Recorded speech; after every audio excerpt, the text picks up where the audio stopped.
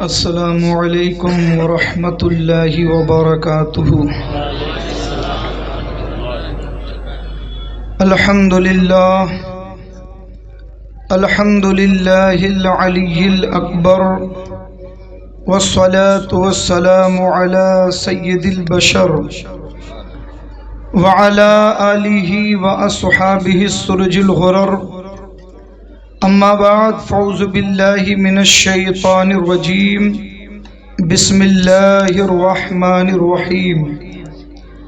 یا ایہا الذین آمنوا اتقوا اللہ وکونوا مع الصادقین۔ صدق اللہ مولانا العظیم وصدق رسولہ النبی الامین المعین الکریم، ونحن علی ذلک لمن الشاہدین ومن الشاکرین، والحمد للہ رب العالمین۔ معزز سامعین کرام، آج کا یہ عظیم الشان پروگرام جو واشی کی سرزمین پر منعقد ہے اور جس میں ہم اور آپ شرکت کی سعادت حاصل کر رہے ہیں، اس محفل کی نسبت سلطان الاولیاء شہنشاہ بغداد پیر پیرا میر میرا حضور سیدنا شیخ عبد القادر جیلانی محی الدین سبحانی رضی اللہ تعالی عنہ کی ذات بابرکت سے ہے۔ گویا کہ اس محفل کو سجانے والے نے سرکار غوث الاعظم کی 11ویں سجائی ہے۔ اللہ تبارک و تعالی سرکار غوث الاعظم رضی اللہ تعالی عنہ کے صدقے میں جن لوگوں کی طرف سے یہ پروگرام منعقد ہوا اور جتنے لوگ اس میں شریک ہوئے، جتنے لوگوں نے اس پروگرام کو سماعت کیا اور موجود ہیں، اللہ تعالیٰ ان سب کی حاضری کو قبول فرمائے۔ پہلی بار آپ کی دائرے محبت میں حاضری کا شرف حاصل کر رہا ہوں، مگر بڑا خوش نصیب ہوں کہ آیا بھی تو سرکار کی 11ویں میں آیا۔ اللہ تعالیٰ اپنے حبیب کے صدقے میں اپنے محبوبوں کی محبت عطا فرمائے۔ میرے عزیزوں، میرے دوستوں، میں نے قرآن مقدس کی بڑی ہی مشہور و معروف آیت کریمہ تلاوت کرنے کا شرف حاصل کیا ہے۔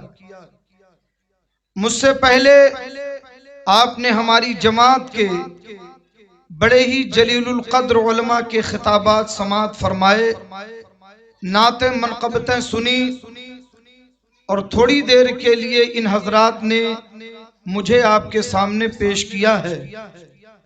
یہ حضرات خود بڑی اچھی تقریریں کرتے ہیں، مگر یہ ان کی کرم نوازی ہے کہ انہوں نے مجھے موقع دیا اور میں آپ کے سامنے حاضر ہوں۔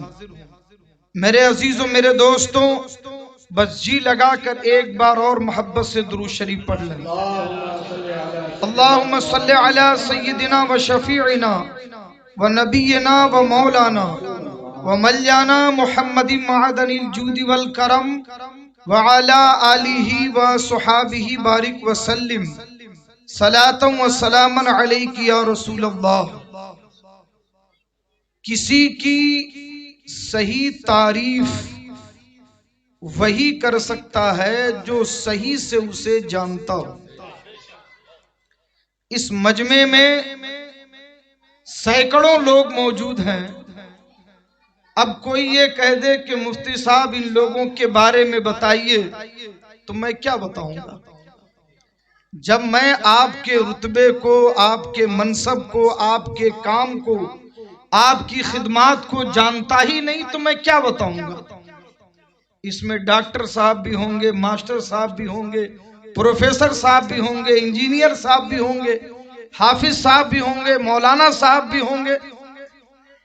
تو جب میں جانتا ہی نہیں تو میں آپ کے تعلق سے کیا بتاؤں گا؟ اس لیے اگر کسی کی صحیح تعریف کرنی ہے تو سب سے پہلے اسے جاننا ضروری ہے۔ اگر کوئی شخص جانتا نہیں، پہچانتا نہیں، تو وہ صحیح سے تعریف بھی نہیں کر سکتا۔ اللہ کے اولیاء ایسی شان والے ہوتے ہیں کہ ان کو پہچاننے کے لیے ولی کی نظر چاہیے۔ میں بات سمجھ؟ جو انہیں پہچانتا ہے وہی صحیح تعریف کر سکتا ہے۔ تو سرکار غوث الاعظم کی تعریف ہم کیا کریں؟ سرکار غوث الاعظم کے بارے میں ہم کیا بتائیں؟ نہ ہمارا علم ایسا، نہ ہماری نظر ایسی، نہ ہمارا فہم ایسا، نہ ہمارا ادراک ایسا، نہ ہماری پہنچ ایسی، تو کیوں نہ اس سے پوچھیں جس نے انہیں پہچانا۔ اس سے پوچھیں جس نے انہیں پہچانا، کیونکہ جو پہچانتا ہے وہ صحیح تعریف کرے گا۔ اور پہچاننے والا اتنا پہنچا ہوا ہے کہ 23 سال کی عمر میں خانہ کعبہ کا طواف کرنے کے بعد جب حجر اسود چوم کر کے مقام ابراہیم پر نماز پڑھ رہا تھا تو اس وقت مکہ کے جلیل القدر علماء اہل سنت کے سردار، انہوں نے جب ان کی نظر پڑی حضرت سیدنا حسین بن صالح، جب انہوں نے دیکھا اس 23 سالہ نوجوان کو تو اس کا ہاتھ پکڑا اور اپنے گھر لے کے آئے۔ بڑی دیر تک اس کے چہرے کی زیارت کرتے رہے۔ مکے کا ایک بوڑھا عالم دین ایک 23 سال کے نوجوان کی زیارت کر رہا ہے۔ مریدین کھڑے ہیں، خلفاء کھڑے ہیں، چاہنے والے حیرت میں ہیں، معاملہ کیا ہے؟ ہر سال یہاں آنے والے آتے ہیں، کبھی کسی پہ توجہ نہیں جاتی۔ اس 23 سال کے نوجوان میں کیا رکھا کہ اسے اپنے گھر تک لے کے آئے؟ تو جواب کیا دیا؟ واللہ انی لا ارى نور اللہ فی ھذا الجبین، خدا کی قسم میں اس نوجوان کی پیشانی میں اللہ کا نور دیکھ رہا ہوں۔ میں اس نوجوان کی پیشانی میں اللہ کا نور دیکھ رہا ہوں، اور جس کی پیشانی میں حضرت سیدنا حسین بن صالح مکی نے اللہ کا نور دیکھا تھا، اسی نوجوان کو ہم امام احمد رضا کہتے ہیں۔ نعرہ تکبیر، نعرہ رسالت، مسلک اعلیٰ حضرت، فیضان اعلیٰ حضرت، فیضان تاج الشریعہ۔ تو حضرت حسین بن صالح نے اس نوجوان کو پہچان لیا، تب تو کہا کہ اس کی پیشانی میں اللہ کا نور ہے۔ ارے بولو بھائی، اس نوجوان نے جسے پہچانا اس کے بارے میں کیا کہتا ہے وہ نوجوان؟ واہ کیا مرتبہ، واہ کیا مرتبہ، اے غوث ہے بالا تیرا۔ جو پہچانتا ہے وہ بولے گا، جو پہچانتا ہی نہیں وہ کیا بولے گا؟ واہ کیا مرتبہ، اے غوث ہے بالا تیرا، اونچے اونچوں کے سروں سے قدم آلا تیرا، اونچے اونچوں کے سروں سے قدم آلا تیرا۔ اور میرے غوث آپ کے سر تک کون پہنچے گا؟ آپ کے سر کی بات کون کرے گا؟ اے میرے غوث سر بھلا کیا کوئی جانے کہ ہے کیسا تیرا، سر بھلا کیا کوئی جانے کہ ہے کیسا تیرا، ارے اولیاء ملتے ہیں آنکھیں وہ ہے تلوہ تیرا، اولیاء ملتے ہیں آنکھیں وہ ہے تلوہ تیرا۔ وقت کا مجدد جس کی پیشانی میں اللہ کا نور ہے، جس ایک مجدد نے ہزاروں نہیں، لاکھوں نہیں، کروڑوں کو سنیت کی دولت سے مالا مال کیا، اور ایسا مالا مال کیا، ایسا مالا مال کیا کہ بے ساختہ ہماری زبانوں سے یہ نکلتا ہے، ڈال دی قلب میں عظمت مصطفیٰ سیدی اعلیٰ حضرت پہ لاکھوں سلام۔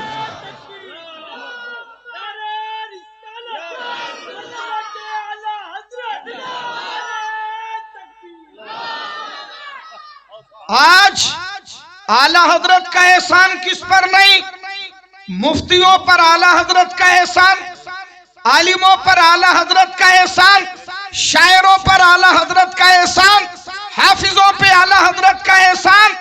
यूं समझ लो कि अहले सुन्नत पर आला हजरत का एहसान। इतना अजीम आलिम जिनके कदमों की बरकत से अल्लाह ने हमें सुन्नियत की दौलत से माला माल किया। वो अजीम आलिम रब्बानी बारगाहे गौसियत को पहचान कर क्या कह रहा है, जरा सोचो। वो कह रहे हैं, मेरे गौस तुझसे दर, दर से सग, सग से है मुझको निस्बत। आप जरा देखो क्या फरमाते हैं, इस शेर को समझने की कोशिश करो। कहते मेरे गौस, आप जिस कमरे में बैठे हैं इस कमरे को आपसे निस्बत है। अरे बोलो, सरकार से निस्बत है। और उस कमरे की जो चौखट है उस चौखट को आपके कमरे से निस्बत है। उस चौखट पे जो कुत्ता है उस कुत्ते को आपकी चौखट से निस्बत है। और ए मेरे गौस, अहमद रजा को उस कुत्ते से निस्बत है। इतना बड़ा आलिम रब्बानी वो क्या कह रहा है कि मेरी निस्बत सरकार गौसुल आजम के कुत्ते से है और ये मेरे लिए फख्र की बात है। जो कद्र समझेगा वो बोलेगा। तो कहते तुझसे दर, दर से सग, सग से है मुझको निस्बत।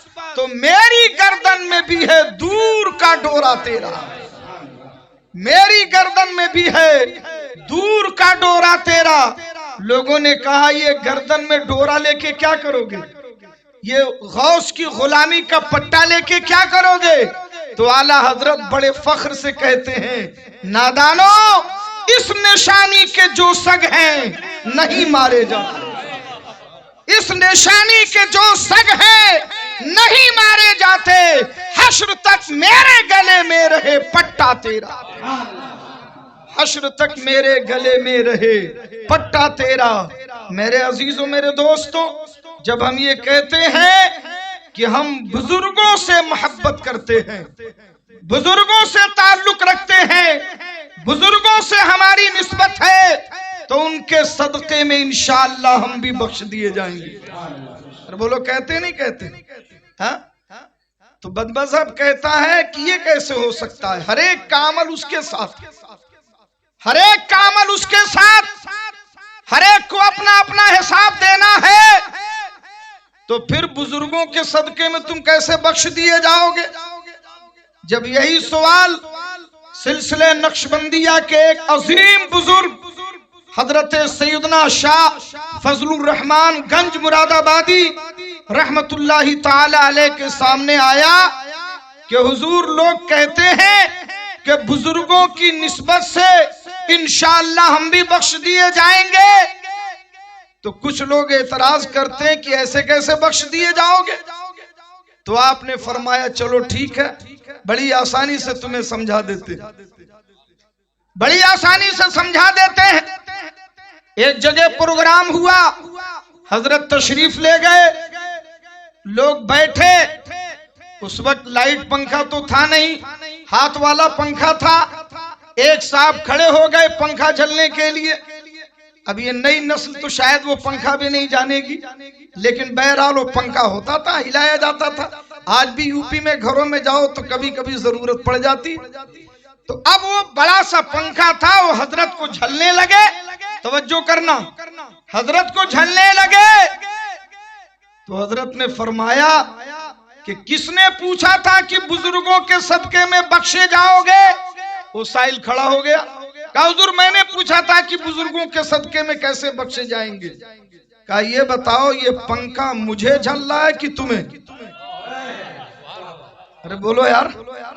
कहा ये पंखा मुझे झला जा रहा है कि तुम लोगों को? कहा हुजूर आप नहीं आते तो पंखा तो दूर की बात, बैठने को जगह भी नहीं मिलती। अरे आपके साथ बैठे हैं, पंखा आपको झला जा रहा है, मगर आपके सदके में हवा हमें भी लग रही है। سمجھ گئے کہ سمجھاؤں؟ نہیں سمجھے؟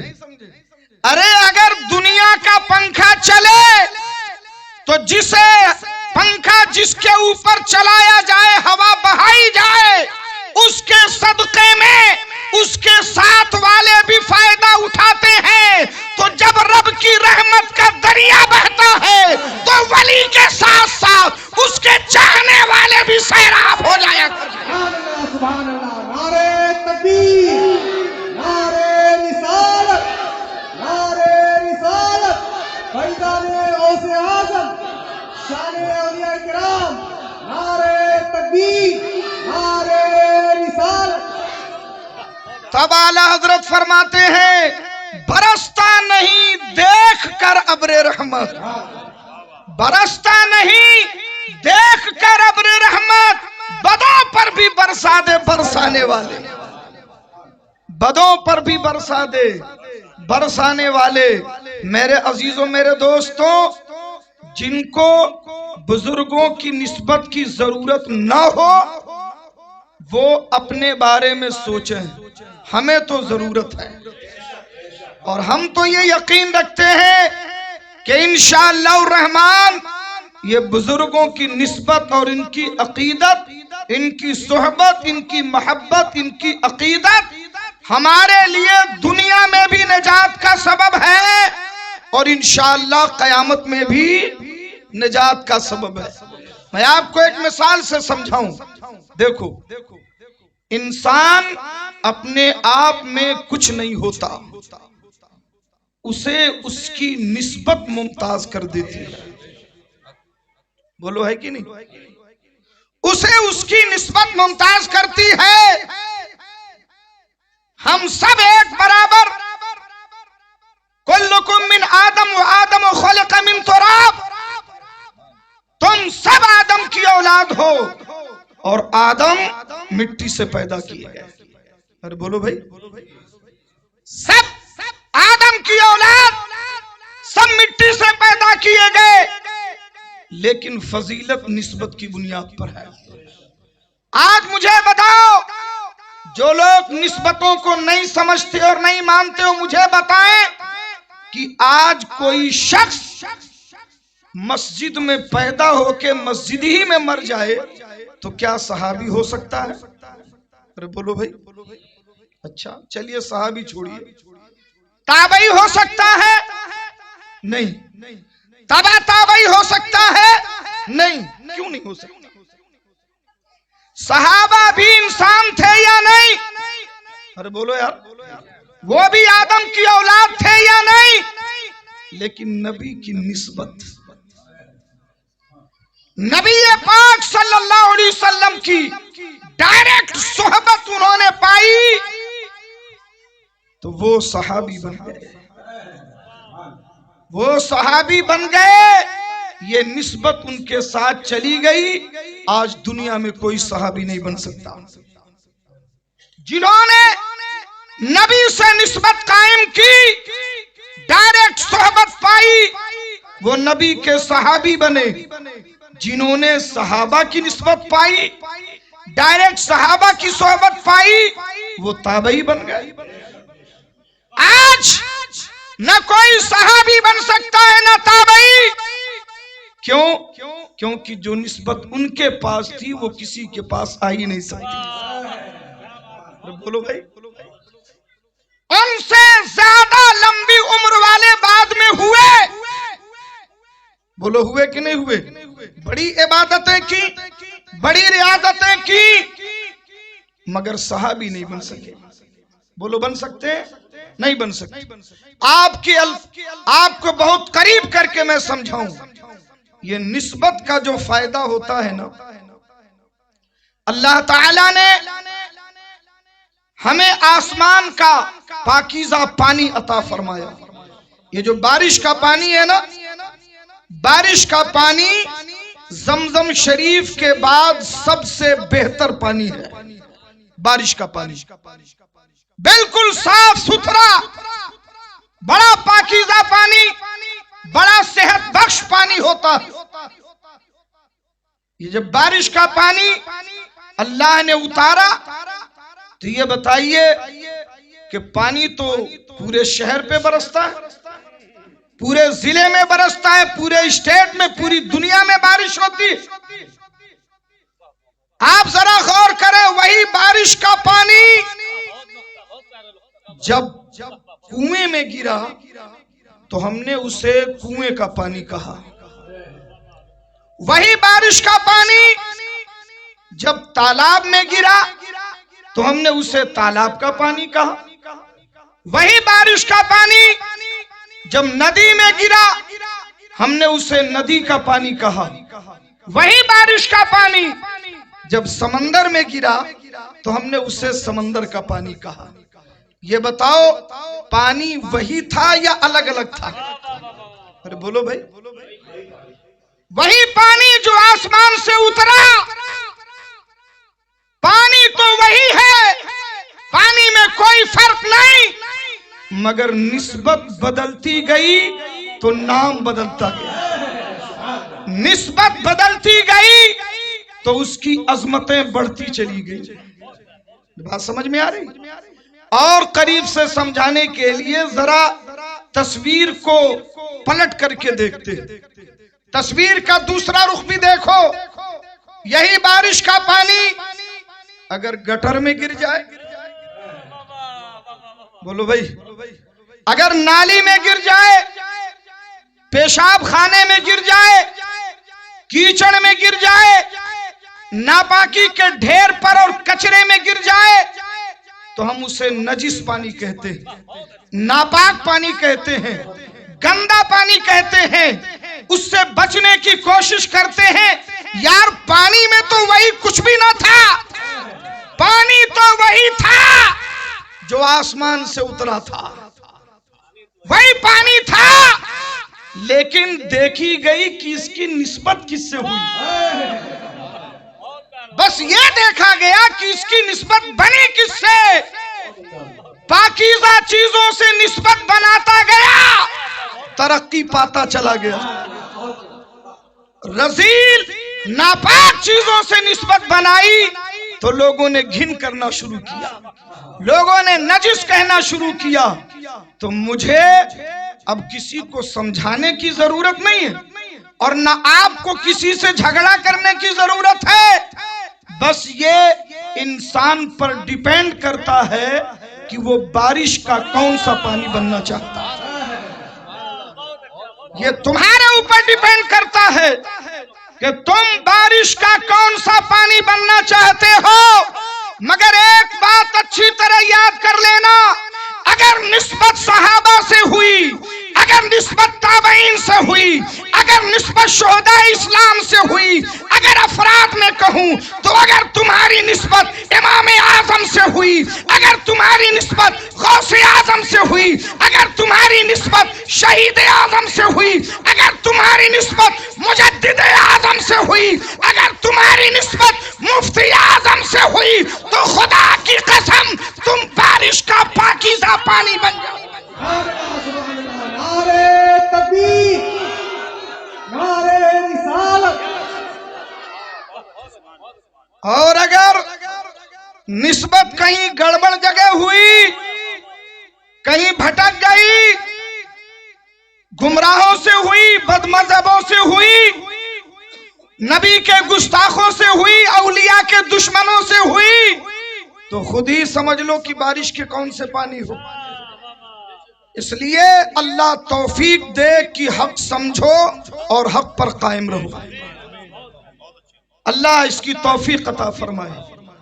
اچھا ایک بات مجھے بتاؤ، آج کچھ لوگ کہتے ہیں کہ بھئی کسی کی بات سن لینے میں، کسی کے ہاں چلے جانے میں، کسی کے پیچھے نماز پڑھ لینے میں کیا حرج ہے؟ ساری مسجدیں، سب جگہ اللہ کا ذکر ہوتا ہے، سب اچھے ہیں، سبھی اچھے ہیں، سب کے پیچھے نماز پڑھو، آپس میں بھید بھاؤ مت کرو۔ ہم کہتے ہیں بھید بھاؤ کی ضرورت ہی کیا ہے؟ سب واقعی اہل سنت بن جاؤ، کسی بھید بھاؤ کی ضرورت نہیں۔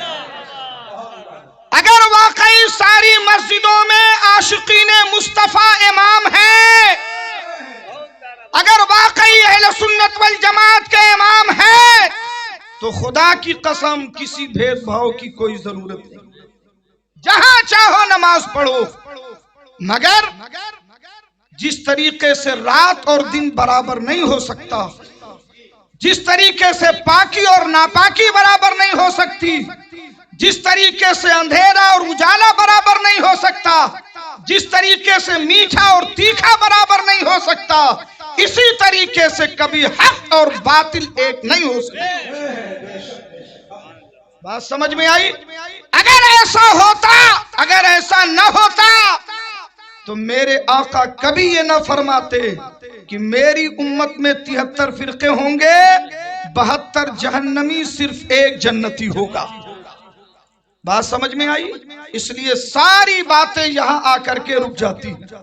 آپ مجھے بتاؤ، لوگ کہتے ہیں نا آپ سے کہ یار یہ بزرگ کا ذکر، ان کا، ان کی چھٹی، ان کی 11ویں، ان کا نیاز، یہی سب میں لگے رہتے ہو، اللہ کو یاد کرو، بس اللہ کو یاد کرو، بس اللہ سے مانگو، اللہ کی یاد کرو، اللہ سے لو لگاؤ، اور کسی طرف جانے کی ضرورت نہیں ہے۔ اور جو ادھر چل جاتا ہے تو سب بند بھی ہو جاتا ہے، نہ 11ویں رہتی ہے، نہ چھٹی رہتی ہے، نہ پنجتن پاک، نہ غوث اعظم، نہ امام اعظم، نہ سرکار اعلی حضرت، نہ اولیاء کرام، نہ بزرگان دین، کچھ نہیں۔ میں آپ سب کو آپ سب کی توجہ ایک نقطے کی طرف لانا چاہتا ہوں، اور خدا کرے کہ وہ بھی ہماری بات سن رہے ہوں، وہ بھی سنیں اور اس بات کو سمجھنے کی کوشش کریں۔ درود شریف پڑھ، اللہم صلی علی سیدنا و مولانا محمد معدن الجود والکرم وعلی آلہ و صحابہ بارک وسلم صلاۃ و سلام علیک یا رسول اللہ۔ آپ مجھے بتاؤ، ہماری بات چھوڑو، چلو ہم تو واقعی سنی ہیں اور ہم 11ویں بھی مناتے ہیں، چھٹی بھی مناتے ہیں، رجب بھی مناتے ہیں، سبرات بھی مناتے ہیں۔ ارے بولو بھائی، سارے ہمارے جو بھی بزرگوں کی نسبتیں سب ہم مناتے ہیں، چلو ٹھیک ہے، تمہاری نظر میں ہم غلط ہیں، تمہاری نظر میں غلط ہے، توجہ کرو، تم ہمیں غلط سمجھتے ہو کہ ہم اپنا وقت اس میں برباد کرتے ہیں، ان کے ذکر کی کیا ضرورت، بس صرف اللہ کو یاد کرو، صرف اللہ کا ذکر کرو۔ میں پوچھنا چاہتا ہوں، بڑی ایمانداری کے ساتھ سمجھنا، اور سمجھ میں آئے تو اس پر عمل کرنا۔ بے شک تمام ذکروں میں سب سے اعلیٰ ذکر ہمارے رب کا ذکر ہے، بے شک اس میں کوئی شبہ نہیں۔ سب سے برکت والا ذکر، سب سے اچھا ذکر، سب سے فضیلت والا ذکر ہمارے رب کا ذکر، ٹھیک ہے؟ مگر اس کا یہ مطلب نہیں کہ کسی اور کا ذکر نہ ہو، ٹھیک ہے؟ اب آئیے میں آپ کو، بات رب کی آئی ہے تو رب ہی کی بات سے سمجھو۔ اگر اللہ تعالی کو اپنے علاوہ کسی کا بھی، اپنے علاوہ کسی محبوب کا، کسی ولی کا، کسی شہید کا، کسی نبی کا، کسی رسول کا، کسی نیک بندے کا، اپنے علاوہ اگر کسی کا ذکر پسند نہ ہوتا، اگر اللہ کو اپنے علاوہ کسی کی تعریف پسند نہ ہوتی، اگر اللہ کو اپنے علاوہ کسی اور کا چرچا پسند نہ ہوتا، تو دنیا کو چھوڑو، ہماری بات چھوڑو، کم سے کم اللہ تعالیٰ اپنے قرآن میں صرف اپنا ذکر کرتا، محبوبوں کا ذکر نہ کرتا۔ بولو بھائی، اللہ کو کیا ضرورت؟ اللہ اپنی شان بیان کرے، اپنی بڑائی کرے، اپنی صفت بتائے، اپنی باتیں بتائے، اپنا فرمان جاری کرے، اسے کوئی ضرورت نہیں کسی ولی کا ذکر کرے، کسی شہید کا ذکر کرے، کسی نبی کا ذکر کرے، کسی رسول کا ذکر کرے، کسی محبوب کا ذکر کرے، نہیں۔ ارے بات سمجھ میں آ رہی ہے؟ مگر اللہ کی عزت کی قسم، اللہ کی عزت کی قسم، قرآن کے 30 پاروں میں کوئی ایسا پارہ نہیں ہے جس میں اللہ نے اپنا ذکر کیا ہو اور محبوبوں کا ذکر نہ کیا ہو۔ تو میں پوچھنا چاہتا ہوں کہ جب اللہ خود ہی اپنے محبوبوں کا ذکر کر رہا اور وہ بھی ہم تو بھائی 50-60 سال کی عمر میں 15-20 محفلوں میں 100-200 محفلوں میں شریک ہو کے ذکر کریں گے، مگر قرآن مجید میں اللہ نے اپنے محبوبوں کا ذکر کر کے کروڑوں کروڑ لوگ جب تک قرآن پڑھا جاتا رہے گا، جب تک قرآن پڑھا جاتا رہے گا اس کے ولیوں کا ذکر ہوتا رہے گا، اس کے شہیدوں کا ذکر ہوتا رہے گا، اس کے نبیوں کا ذکر ہوتا رہے گا۔ قرآن مجید کا پارہ نمبر 11 رکوع نمبر 11 اٹھاؤ، اللہ نے کئی آیتیں اپنے ولیوں کی شان میں نازل فرمائی۔ الا ان اولیاء اللہ لا خوف علیہم ولا هم يحزنون الذین آمنوا وكانوا يتقون لهم البشرى فی الحیاة الدنیا وفی الآخرہ لا تبدیل لکلمات اللہ کی شان سے بیان کیا۔ دنیا میں کون ہے جو کسی سے نہیں ڈرتا؟ دنیا میں کون ہے جسے کسی بات کا غم نہ ہو، کسی چیز کا خوف نہ ہو؟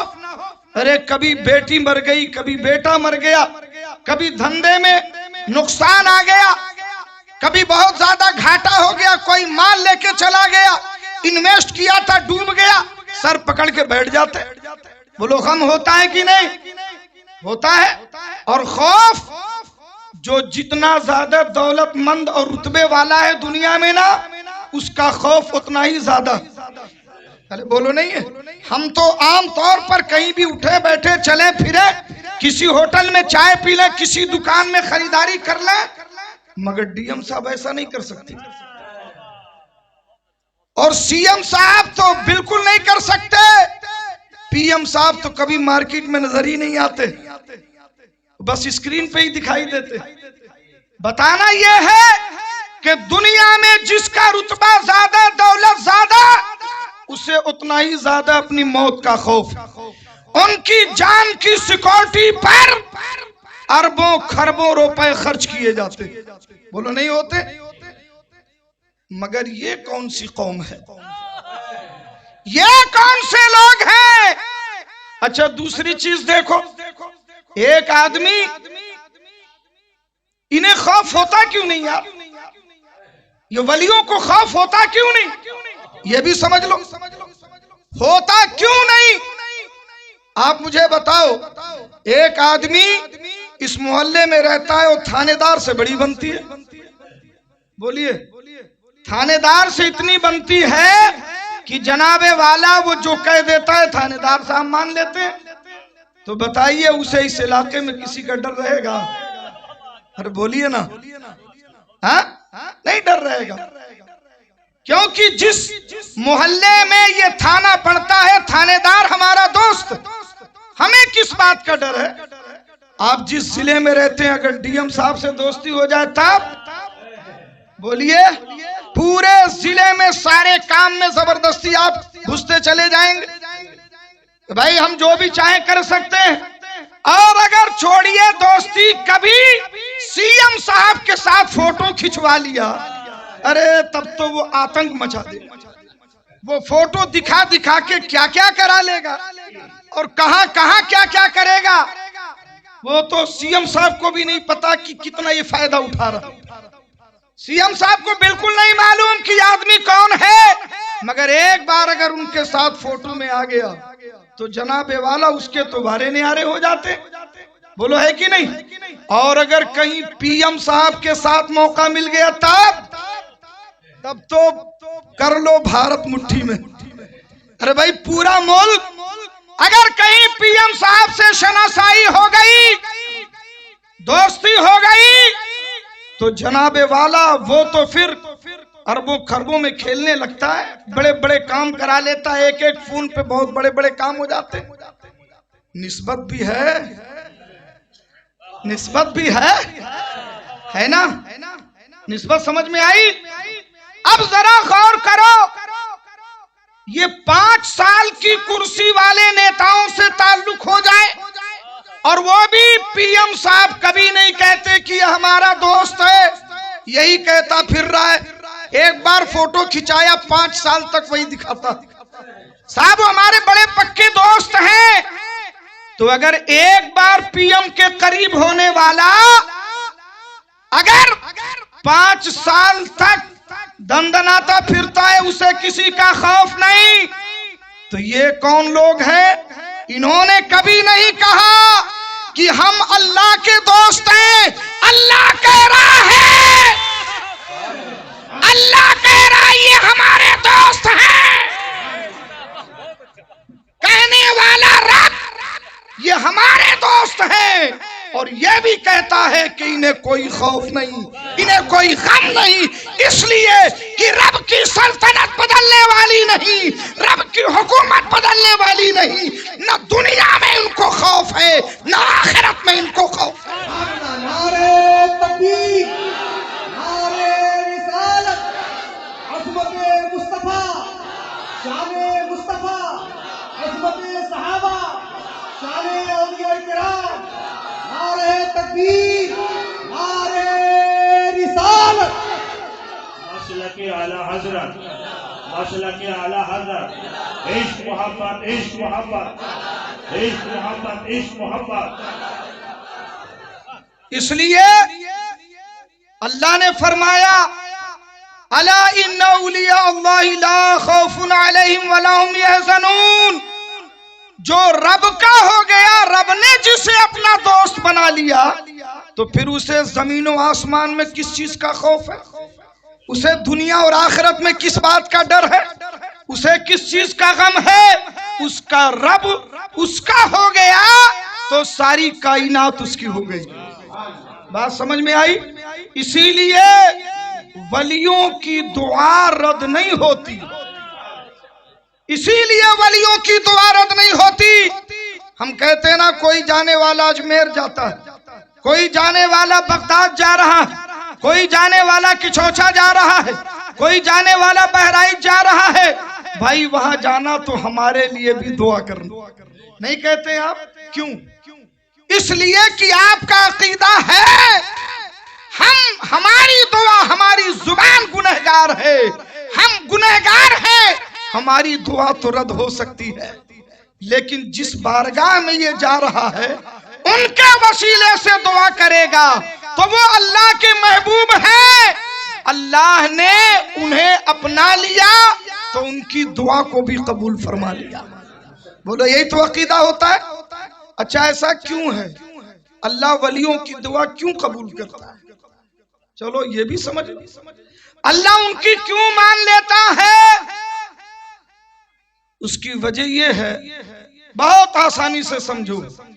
اللہ کے نبی فرماتے ہیں سب سے بڑا کریم، سب سے بڑا سخی، سب سے زیادہ فیاض ہمارا رب ہے، اور اس کے بعد میں ہوں۔ حضور فرماتے سب سے زیادہ کرم والا ہمارا رب، سب سے زیادہ فیاضی کرنے والا ہمارا رب، اس کے بعد میں ہوں۔ ولی کہتے کس کو ہیں یار؟ ولی کا مطلب کیا ہوتا ہے؟ جس نے اپنی پوری زندگی اپنے رب کی مرضی کے حوالے کر دی۔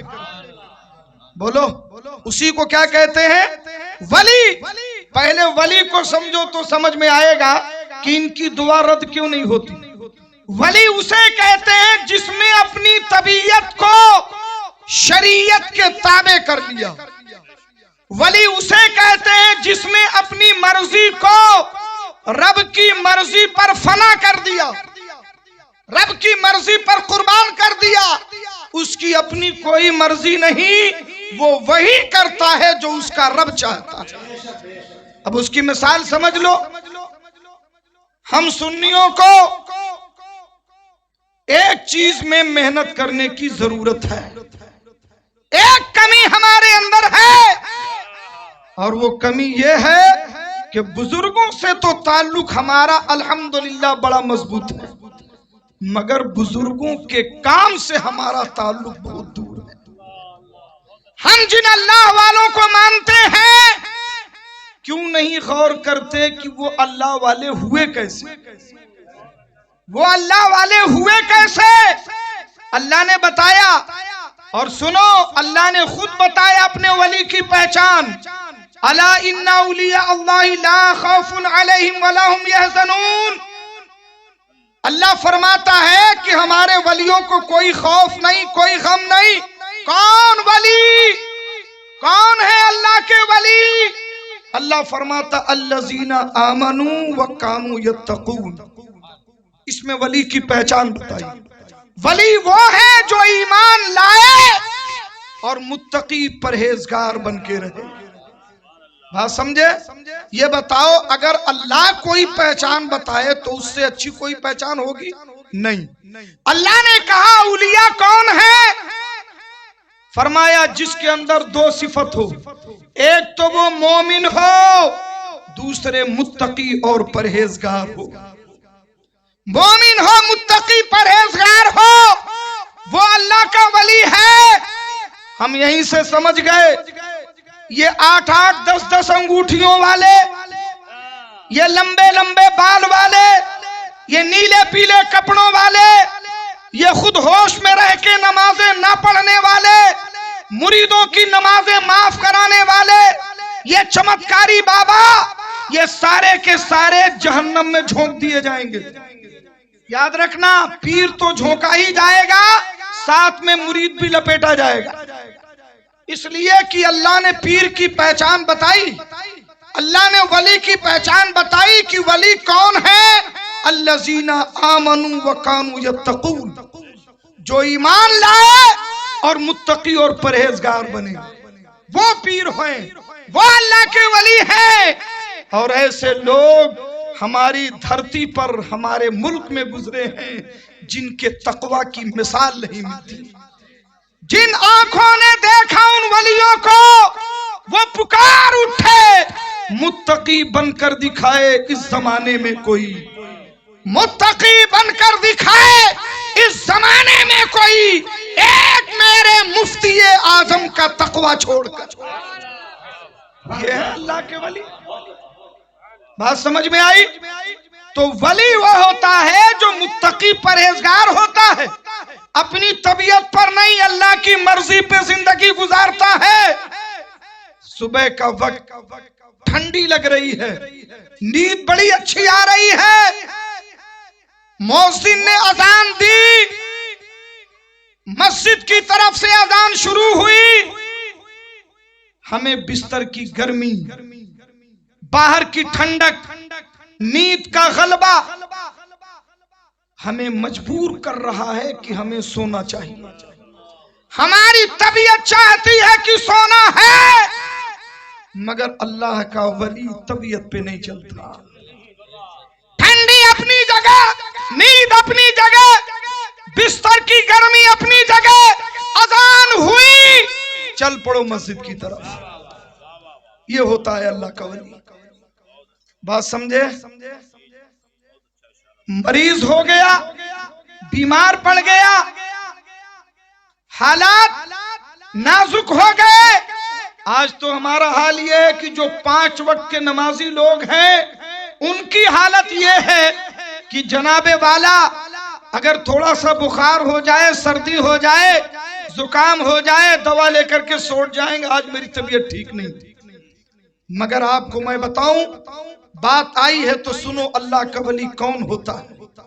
امام اہل سنت سیدی سرکار اعلی حضرت دوسری بار حج بیت اللہ کے لیے جب گئے، مکہ شریف سے مدینہ طیبہ کے لیے روانگی ہوئی، اونٹوں کا قافلہ چل پڑا۔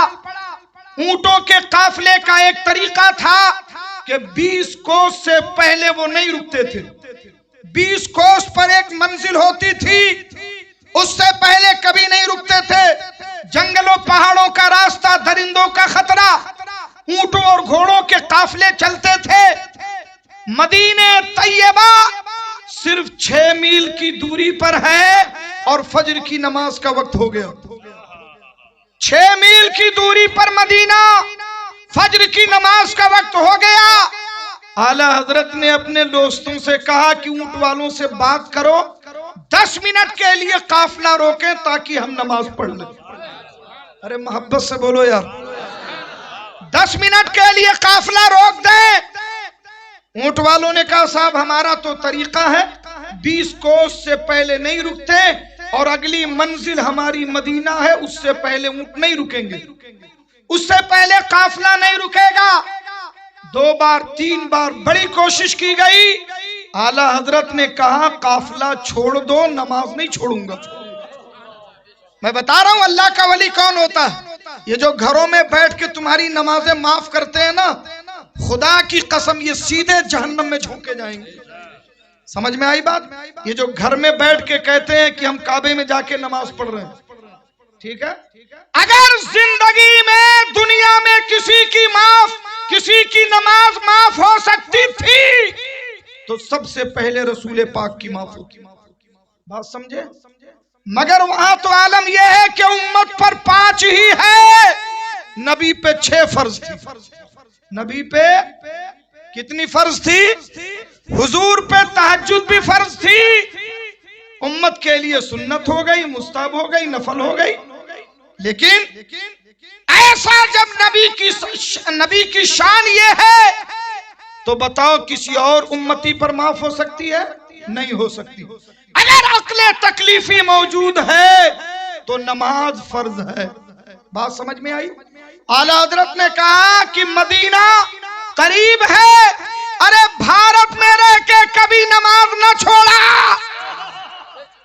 بریلی میں رہ کے نماز نہ چھوٹی، مدینے میں آ کے نماز چھوڑے؟ ہو نہیں سکتا. قافلہ نہیں رکتا ہے، نہ رکے، اتر پڑے.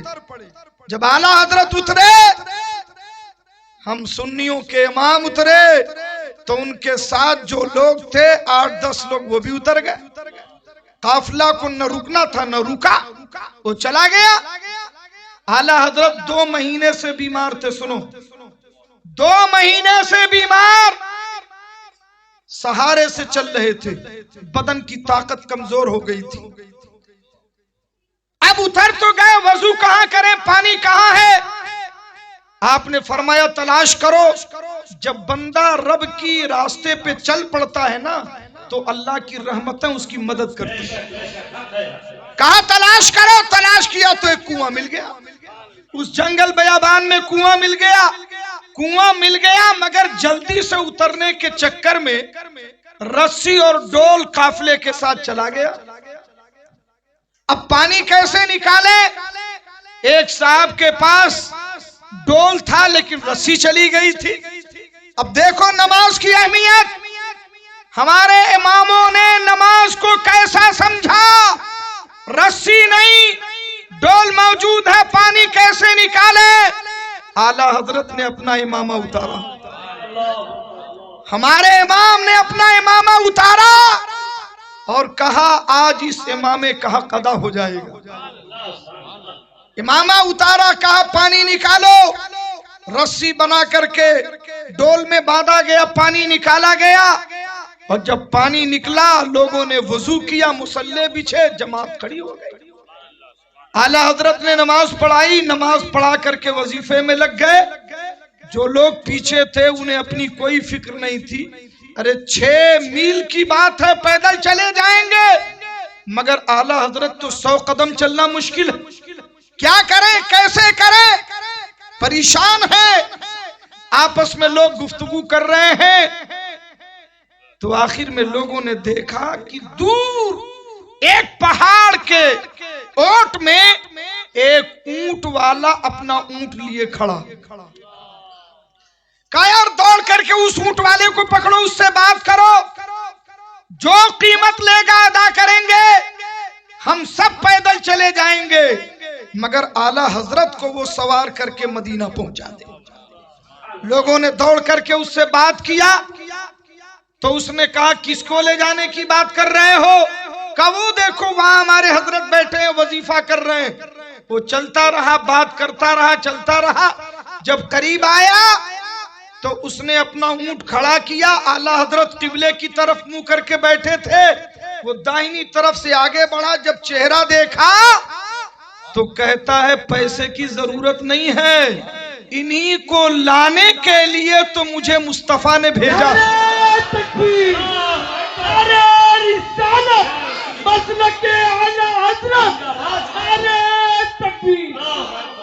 کہا انہی کو لانے کے لیے مجھے بھیجا گیا ہے، خدا کی قسم پیسے کی ضرورت نہیں، ہمیں تو ان حضرت کی ضرورت ہے۔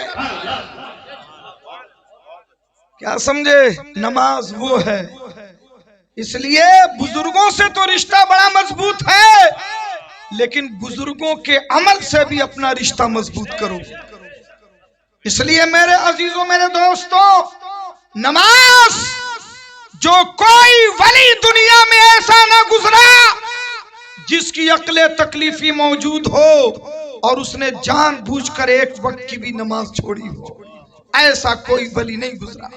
ولی کس کو کہتے ہیں؟ جس نے اپنی طبیعت اپنے رب کی مرضی پہ قربان کر دی۔ آپ کے دل میں آیا نا چلو سنیما دیکھنے بڑا اچھا سنیما لگا، چلو کرکٹ میچ دیکھنے بڑا اچھا کرکٹ لگا ہے، چلو فلاں جگہ ناچ ہے، فلاں جگہ تماشا ہے، دل میں آیا چل دیا۔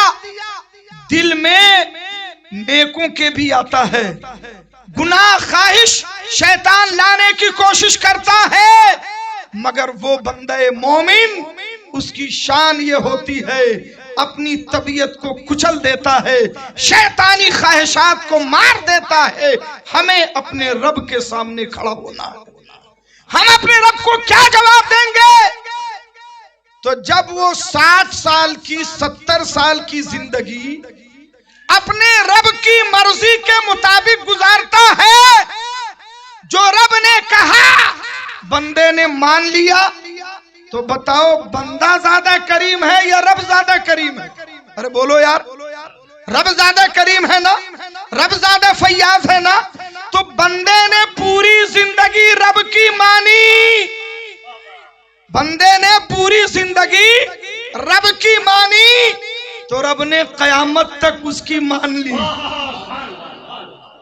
اس لیے جب بہرائچ جاتے ہو تو درخواست کی جاتی ہے ہمارے لیے بھی دعا کر دینا، جب بریلی جاتے ہو تو درخواست کی جاتی ہمارے لیے بھی دعا کر دینا، اس لیے کہ جس محبوب کی بارگاہ میں جا رہے ہو پوری زندگی اس نے رب کی مانی ہے، اب اس کی وہ شان ہے کہ وہ جو دعا کرے گا اس کا رب اسے مان لے گا۔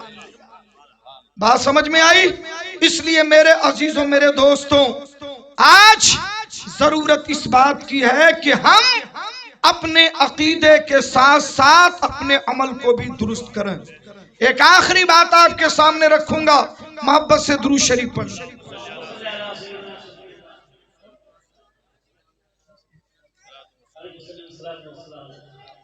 صلی اللہ علی النبی الامی وآلہ صلی اللہ علیہ وسلم، صلاۃ و سلام علیک یا رسول اللہ۔ بات سمجھ میں آ رہی نہیں آ رہی؟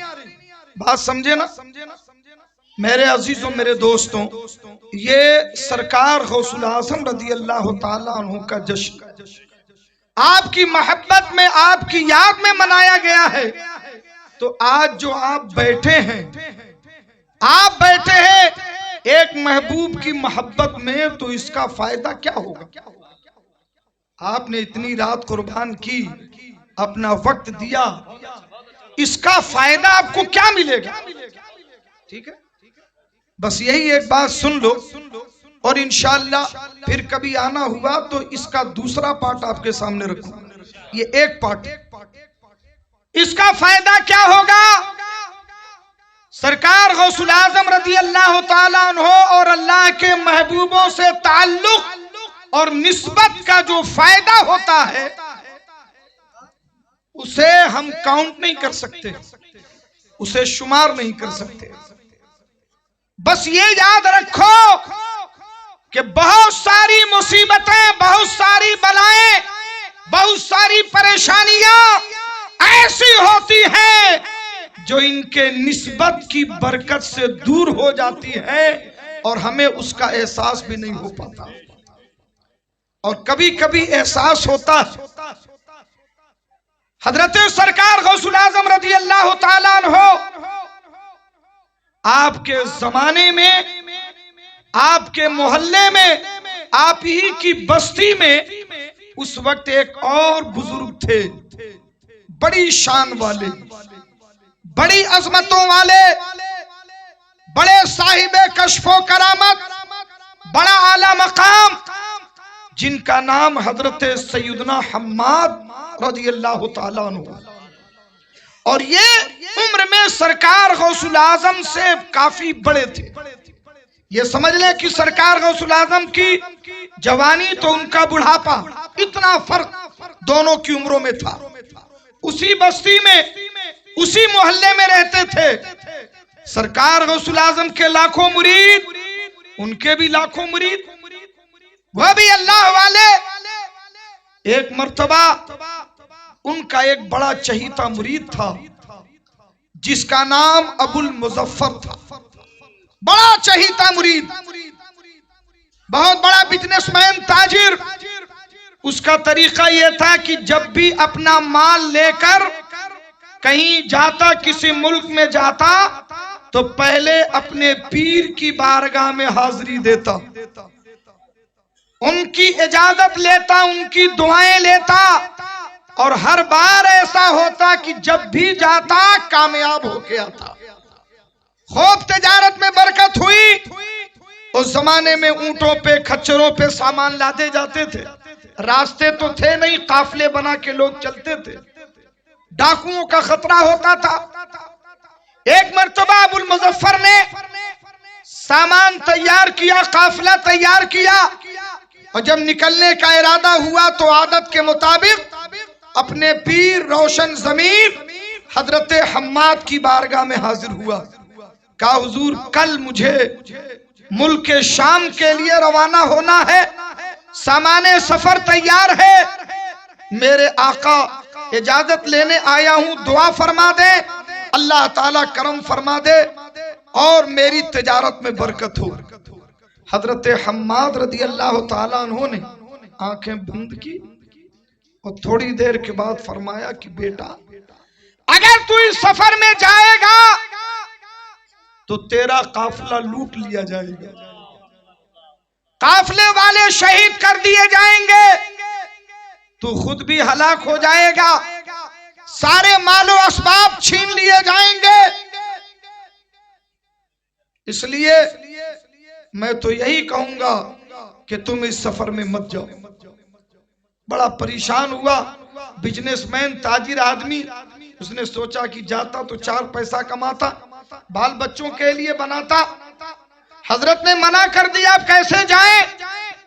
اور جو بتایا وہ سن کے دہل گیا بالکل، اب تو سوچ بھی نہیں سکتا جانے کے لیے۔ بڑی پریشانی میں چہرہ اترا ہوا، فکر میں ڈوبا ہوا چلا جا رہا تھا۔ اچانک سرکار غوث الاعظم کی خانقاہ نظر آئی۔ جب غوث الاعظم کا نام آئے تو چہک کے بولا کرو۔ سرکار غوث الاعظم کی خانقاہ دکھائی دی تو کہا یار خانقاہ سے گزر رہا ہوں، ملاقات نہ کروں، یہ تو بڑی بدنصیبی کی بات ہے۔ سرکار کی بارگاہ میں گیا، قدم بوسی کیا، دست بوسی کیا۔ سرکار غوث الاعظم نے چہرہ دیکھا، کہا کیا بات ہے بیٹا، بڑے فکر میں ڈوبے ہو، پریشانی دکھ رہی ہے چہرے پر، رنج و غم کے آثار ہیں تمہارے چہرے پر۔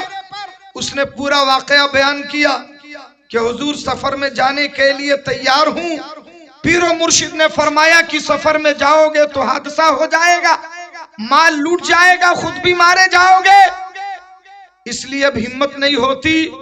تو سرکار غوث الاعظم نے اس کے کندھے پہ ہاتھ رکھا اور مسکرا کے فرمایا کہ اگر تو جانا چاہتا ہے تو جا، سلامتی سے جائے گا، سلامتی سے آئے گا، تیری تجارت میں برکت ہوگی۔ اور اس کی ضمانت عبد القادر لے رہا ہے۔ اور محبت سے بولو. اب یہ بڑا حیران، یا اللہ، ایک اللہ کا ولی کہتا ہے جاؤ گے تو ہلاک ہو جاؤ گے، مال و اسباب چھن جائیں گے، اور غوث الاعظم فرماتے ہیں سلامتی سے جاؤ گے، سلامتی سے آؤ گے، اور اس کی ذمہ داری عبد القادر لے رہا ہے. تو تاجر تھا، اس نے کہا غوث الاعظم نے جب ضمانت لی ہے تو وہ جانے، ضمانت لی ہے تو وہ جانے، اب تو مجھے جانا ہے. قافلہ تیار کیا، نکل پڑا، ڈرتا رہا اب کہیں حادثہ ہو جائے، اب کہیں ڈاکو آ جائیں، مگر اللہ کے کرم سے سلامتی کے ساتھ ملک شام پہنچ گیا. منڈی میں مال اتارا، خوب نفع کمایا. سونے چاندی کے سکے ہوتے تھے، بہت موٹی گٹھری ہو گئی، خوب پیسے کما لیے. آنے کا ارادہ کیا تو اس نے سوچا کھانا کھا لوں، نہا دھو کر کے تیار ہو جاؤں، پھر نکلوں ملک شام سے بغداد کے لیے. گیا نہانے کے لیے تو اتنا زیادہ کما لیا تھا کہ کمرے میں چھوڑ کے جاتے ہوئے ڈر لگ رہا تھا. تو پوری گٹھری جو سکوں کی تھی، سونے کے سکوں کی، وہ ساتھ میں لے کے غسل خانے میں گیا. وہاں ایک تاک تھا، اسی تاک پر رکھ کے نہانے لگا، اور نہانے کے بعد بھول کے واپس آ گیا. واپس آ گیا، آیا تھکا ہوا تھا دن بھر کا، سو گیا. کھانا کھاتے ہی نیند آئی تو خواب دیکھا کہ ہمارے قافلے پہ ڈاکوؤں نے حملہ کر دیا، اور ایسا شدید حملہ کیا کہ سب کے مال و اسباب پیسے چھین لیے، سب کو قتل کر دیا، یہاں تک کہ اسے بھی لوگوں نے مار ڈالا. سارا قافلہ بالکل لوٹ گیا. اور یہ خواب ایسا دیکھا جیسا کہ خواب نہیں بلکہ ریئل میں دیکھ رہا ہوں. ہوتا ہے نا کبھی کبھی ایسے خواب آتے ہیں، لگتا ہے خواب نہیں حقیقت میں. ویسا خواب اس نے دیکھا تو خواب میں ہی چیخ مارا، اور جب چیخ مارا تو نیند کھل گئی. دیکھا بدن ٹٹولا کا نہیں ہے، زندہ. خواب تھا. پھر اسے یاد آیا کہ میں نے پیسوں کی پوٹلی غسل خانے میں چھوڑ دی. دوڑتا ہوا بھاگا. اللہ کا کرم تھا کہ پیسے اسی طاق پہ تھے. پیسے لے کے واپس آیا، قافلہ تیار ہو گیا، سفر پہ نکل پڑا. اب ڈر رہا ہے، یا اللہ اب کہیں ڈاکو آ جائے، اب کہیں قافلے پہ حملہ ہو جائے. مگر ایک طرف غوث الاعظم کی بات بھی یاد ہے.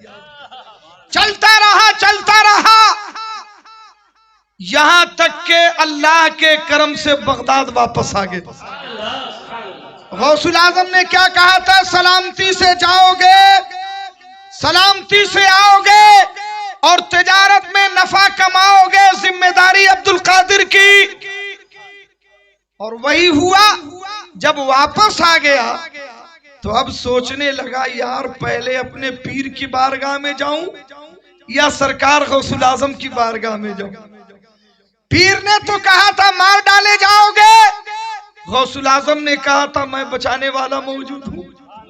تو پہلے میں کس کی بارگاہ میں جاؤں؟ پھر اس نے کہا، دل نے فیصلہ کیا کہ پیر بہرحال میرا پیر ہے، پہلے اپنے پیر کی بارگاہ میں جاؤں گا، اس کے بعد غوث الاعظم کی بارگاہ میں جاؤں گا. اپنے پیر کی بارگاہ میں پہنچا، جیسے ہی سلام کر کے دست بوسی کیا، حضرت حماد نے کہا بیٹا میرے پاس نہیں، پہلے سرکار غوث الاعظم کے پاس، پہلے سرکار غوث الاعظم کے پاس جا، اس لیے کہ ہونا وہی تھا جو میں نے کہا تھا، ہونا وہی تھا جو میں نے کہا تھا. مگر سرکار غوث الاعظم نے تیرے لیے اتنی مرتبہ دعا کی، اتنی بار دعا کی کہ اللہ نے ان کی دعا کو قبول کر لیا، اور ایسا قبول کیا کہ جو تیری زندگی میں ہونے والا تھا اللہ نے اسے خواب میں بدل دیا. جو تیرا مال چھننے والا تھا اللہ نے تھوڑی دیر کے لیے بھول میں تبدیل کر دیا، مگر ہونا وہی تھا جو میں نے کہا تھا۔ یہ سرکار غوث الاعظم کا پاور ہے کہ انہوں نے ضمانت لے لی تھی تو اللہ نے ان کی دعا قبول کر لی۔ بدل ڈالے مقدر جس کی چاہے آنے واحد میں، اگر ضد پر کوئی اڑ جائے دیوانہ محمد۔ پہنچا اپنے پیر کی بارگاہ، سرکار غوث الاعظم کی بارگاہ میں۔ اب دیکھو پیر صاحب نے کہا کہ سرکار غوث الاعظم کے پاس پہلے جاؤ۔ جب ان کی بارگاہ میں پہنچا تو کنیکشن دیکھو، رشتہ دیکھو۔ سرکار غوث الاعظم فرماتے ہیں کہ تیرے پیر نے بالکل صحیح کہا۔ محبت سے بولیے، کہا تیرے پیر نے جو کہا بالکل صحیح کہا، وہی ہونا تھا جو انہوں نے کہا تھا، مگر جب میں نے ضمانت لی تو اللہ نے اسے خواب میں تبدیل کر دیا۔ میرے عزیزوں، میرے دوستوں، کہنے والا کہاں سے کہہ رہا ہے اور سننے والا کہاں سن رہا ہے؟ ارے جب ولیوں کے علم کا یہ عالم ہے تو اعلیٰ حضرت فرماتے ہیں دور و نزدیک کے سننے والے وہ کان، دور و نزدیک کے سننے والے وہ کان، کانے لالے کرامت پہ لاکھوں سلام۔ نعرہ تکبیر، نعرہ رسالت، مسلک اعلیٰ حضرت، نعرہ تکبیر، نعرہ رسالت۔ اور جب ولیوں کے علم کا یہ عالم ہے تو ہمارے نبی کے علم غیب کا کیا عالم؟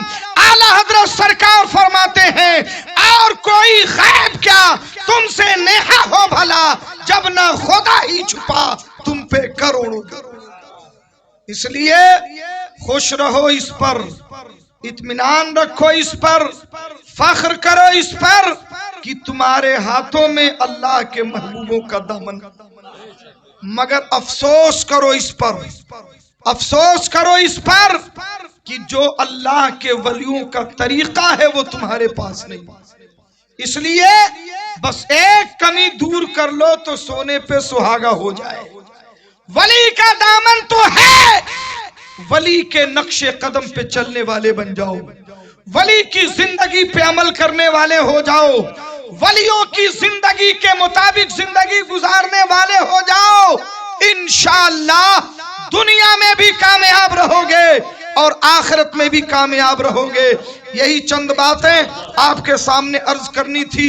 اللہ تعالی میرے خطاب میں لفظاً مانن یا سبقت لسانی سے تشریحاً تفہیماً اگر کوئی بات خلاف شرع یا کوئی چیز شریعت کے مزاج کے خلاف نکلی ہو، اے اللہ میں تیری بارگاہ میں سچے دل سے توبہ کرتا ہوں، پڑھتا ہوں اشہد ان لا الہ الا اللہ و اشہد ان محمد عبدہ و رسولہ وما علینا الا البلاغ۔ السلام علیکم ورحمۃ اللہ وبرکاتہ۔